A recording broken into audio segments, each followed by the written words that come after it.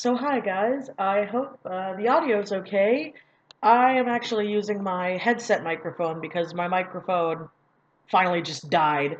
You can thank my cat for that and the move. I believe that it just got destroyed. But since this is my birthday week, my birthday is November 30th, depending on when you're watching this.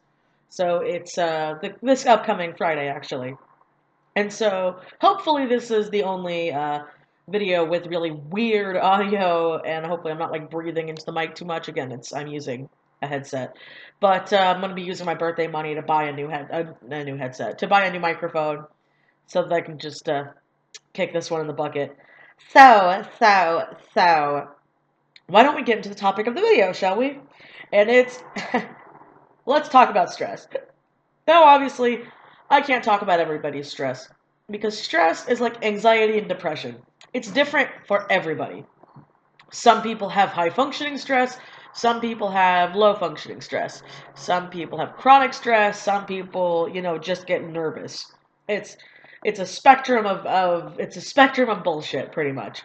And it's something that everybody deals with at some point in their life, constantly in their life.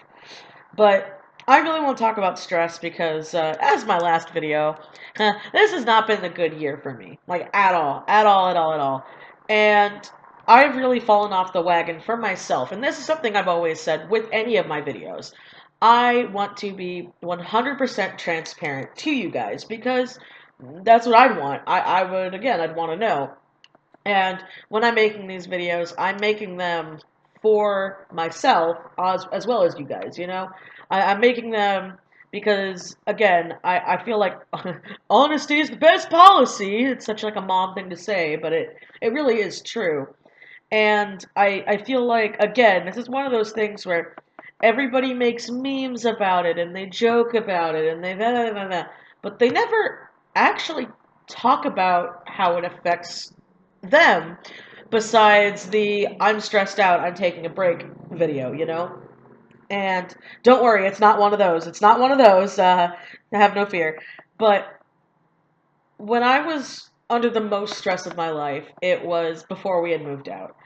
And I had honestly, I feel like I'm like a dead parrot repeating this, but I knew I was stressed in the situation we were in, but I did not wholeheartedly realize just how stressed until we got out of the situation. I've always been a firm believer in there are very few things that you yourself cannot control. And a lot of people talk about that. But there are things where I was realizing how little in control of my own life I was, even though, I'm an adult. With just everything that was happening, I I felt like I was slipping away. Like I was becoming a cog in a machine and I wasn't myself anymore because I had no control over what was happening. I remember there was a time where I was talking to Cody, and this is also why I've gained a lot of weight this year, and I'm very ashamed of that, is the only thing I could control in my life at the time was my food. And by that, it's like, oh, well, duh, fat ass, put down the fork. It's like, no, that's not what I'm saying here. What I'm saying is neither of us made enough money to live on our own, so we were under someone else's roof. Even though we paid to live there, we weren't just living there. It wasn't ours. We were constantly told what we could and couldn't do. We were constantly told that we couldn't decorate certain things. We couldn't do certain things. We were expected to keep it a certain way, to act a certain way, because we were there, everything we had to do didn't matter because we weren't in control of our own actions. A perfect example, like I was saying, was I was pretty much constantly on call and I was never compensated for it. I was never respected for it. It was something that I said respected, but it was something we were expected to do. A perfect example is something that would always grind my gears, and it still does, but for the longest time, I didn't understand why this was going on, And then I did because I was in that situation. And so it was, as many of you know, my husband is, well, not really anymore, but he was a mechanic. And, he knew how to fix cars, he knew how to do this and that. Well, because of our living situation, they would not ask. That's one thing that's very important. They wouldn't be, hey, can you fix my car? It was, you're fixing my car. It was, you're paying for the supplies to fix my car because you're living here. Again, even though we were paying to live there. Because we were in their house, that's what was expected of us. Same for me. Um, because I was living there and I worked from home, my job did not matter. What mattered was keeping the house clean. What mattered was keeping our rooms clean. What mattered was looking a certain way, acting a certain way, uh, constantly having a free schedule. I would write out everything I'd have to do for the week. I would let those people know, and they would be like, oh, okay, we know how to do this. And then they would purposefully go around my schedule and make me do things for them. As I had said, there would be many times where I'd be in calls with friends and they would hear this happen, where they would, I'd be working and they would hear someone come in and just be like, okay, you gotta go. Like, you gotta go do this. You gotta go, blah, blah, blah. You gotta run errands. Nah, nah, nah, nah. And that was just it. And the thing is, a lot of things that people didn't know was when I tried standing my ground and I tried not doing those things, I I got beaten down. Not physically, of course, but mentally. And it just got to the point where it was more stress trying to fight the crazy than just accepting it and accepting I didn't have control over it. And when I try explaining that to some people, they're like, "Oh, that sounds very weak-willed," and it's really not, because it's one of those things where a really good example I see is when I see people talking about how, around Thanksgiving, there's those like really like high stressful meals, whatever. People bring up politics, people bring up points of view and stuff, and you don't really agree with it. I've always been the person that, like, if an older person says something that is clearly disrespectful, but also shows their time, and by that, a lot of people don't like acknowledging this, but things were very different, 50, 60 years ago. Um, I should say that because my family's older than a lot of other people's families, so things were very different. Things were things that were common back then are extremely racist now. It does not make it right, no. But you can tell when something's a product of the time over something just being like blind hatred. And I would see people talk about how, like, yeah, well, if your grandfather, makes a racist joke, you need to stand up on the table and scream at him, and so that's fucked up. Stop that. And I'm just like, but who is that helping? Because one of two things is going to happen. One, it's going to be extremely awkward now at the table. Or two, you're going to get in a fighting match with your grandfather or your grandmother or whoever it is. It's usually in these examples like grandfathers. I don't know why. But it's those kind of things.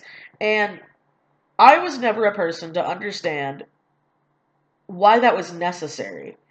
And that was something I had learned right away, was it was too much stress to try to fight it, because there are certain people out there and certain obstacles you cannot move. You can't. It's pretty much impossible. They're either so set in their ways, their head is so far in the sand, or they're just so far gone that you're talking to a wall. And I never understood the point of trying to argue with a wall. You're the one who just ends up looking like an idiot, and the wall is still a wall. And that's something that I had learned I had to deal with, and Cody had to deal with. And again, it was, oh, my car broke down. I need to work on my car so I can, function, go to the post office, pay my bills, normal errands, take care of the pets. And then it'd be like, no, no, our stuff is more important than your stuff. And it was very belittling and it was very hard. So I had noticed that with my stress and with everything going on, I started feeling terrible about myself because I felt like I was letting my clients down. I was letting my commissioners down because stuff that should only take me 30 minutes to maybe 2 hours was taking me weeks to do. Was taking me months to do because I never knew when I'd have time. I would I would try to do all this stuff. I would try to work out. I would try to plan things. I would try to do just all this stuff.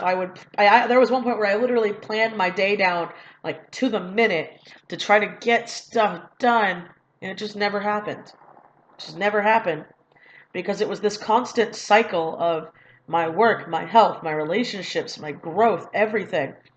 And I wasn't going anywhere. I wasn't taking 2 steps forward and 2 steps back. I was just spiraling. And I had realized then that what I started doing instead, when I finally got out of that situation and got free, was I was sleeping a lot. And it wasn't like the depressed sleeping that I'd used to. I was just so exhausted. And I didn't realize how exhausted I had been until it was kind of too late, you know? I would wake up and I would clean my apartment, I'd do my laundry, I'd do my mail, I'd do all that stuff, and then it'd be time for work and I'm exhausted all over again. And I don't think this is burnout because I'm not like burnt out on my work. Okay. Sorry, something dropped. I wasn't burnt out on my work. I wasn't burnt out on my artwork. It wasn't that I didn't want to get stuff done. I did. But I was so just physically drained. And that's what I started doing was, and I wasn't even, the thing is, I wasn't even doing things. So it was just basic things that you have to do. Taking out the trash so your apartment don't smell. Bathing, showering, doing laundry, doing mail, paying bills, yada, yada, yada. And it was becoming so hard. And I was letting myself get to the point where I was getting so stressed out and so just exhausted. Well, I shouldn't say, well, because I was stressed. I was stressed because I'm like, I still have all this work to do. I still have all this work to do. I still have all this work to do. Oh, the work isn't getting any lower. I'm just taking on more because I have to take more because I have to pay my bills. And then it clicked. It clicked the other day. And the issue now is me. Because I felt like after this bullshit of a year, I felt like, no, I earned this.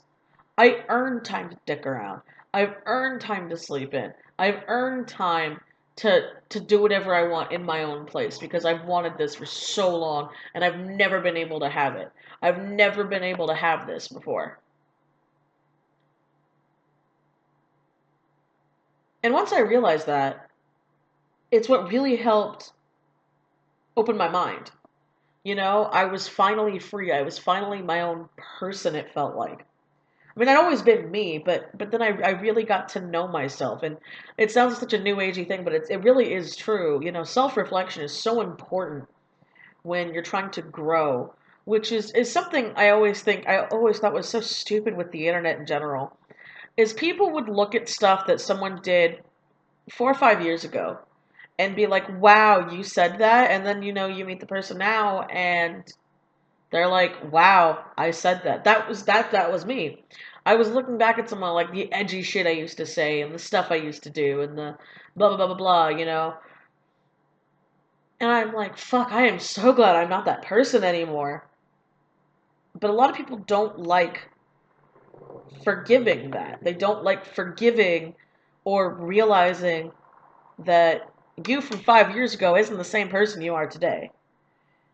And the same thing goes with stress, because that's something else that a lot of people think about, and I think about, is I'm like, shit, people have this stigma against me, people have this and that, it's not true, and it's becoming this huge, like, ball. And I realized when I get too stressed out, my energy just plummets. It just plummets to the ground. And so I've had to start holding myself more accountable to things. I've had to start being more strict to myself on things that I wasn't strict on before.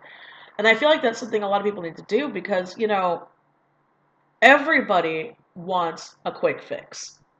They want, oh, I'm depressed. I want a pill to make it go away. Oh, I'm fat. I want a surgery. I want to make it go away. Oh, I want a better job, but I don't want to go to school.